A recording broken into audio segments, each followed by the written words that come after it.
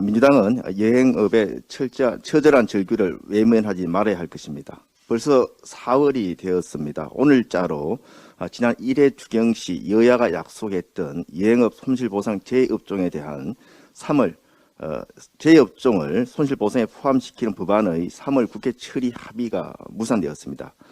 대통령 선거 등 여러 가지 정치적인 상황도 있었지만 여행업 손실보상에 대한 의지가 없는 민주당의 소극적인 정부와 민주당의 소극적인 태도가 가장 큰 원인이라고 생각을 합니다.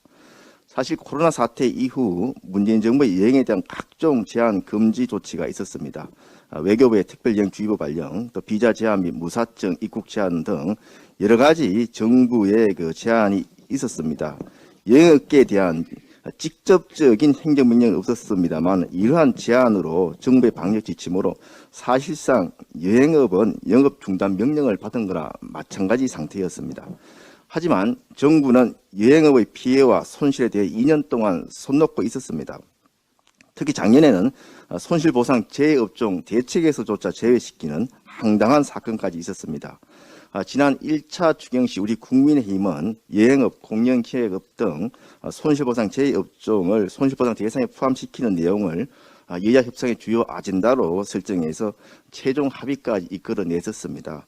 당시 우리 국민의힘과 민주당은 현재 코로나 방역 손실보상 대상에서 제외되고 있는 여행 관광업종 및 공연기획업종을 손실보상 대상에 추가한다고 이렇게 합의를 했고, 우리 국민의힘은 이 법안을 3월 중에 처리하자는 요구를 민주당이 해서 서면 합의를 요청했습니다만은 민주당이 그 비해서 구두 합의로 한 바가 있습니다.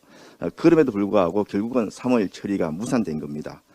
조만간 2차 추경 논의가 이루어질 텐데 이 부분에 대해서는 반드시 논의해 주시기를 바랍니다.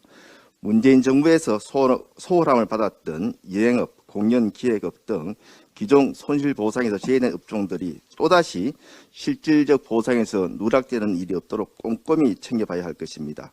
민주당은 여행업 등의 처절한 절규를 더 이상 외면하면 안 될 것입니다.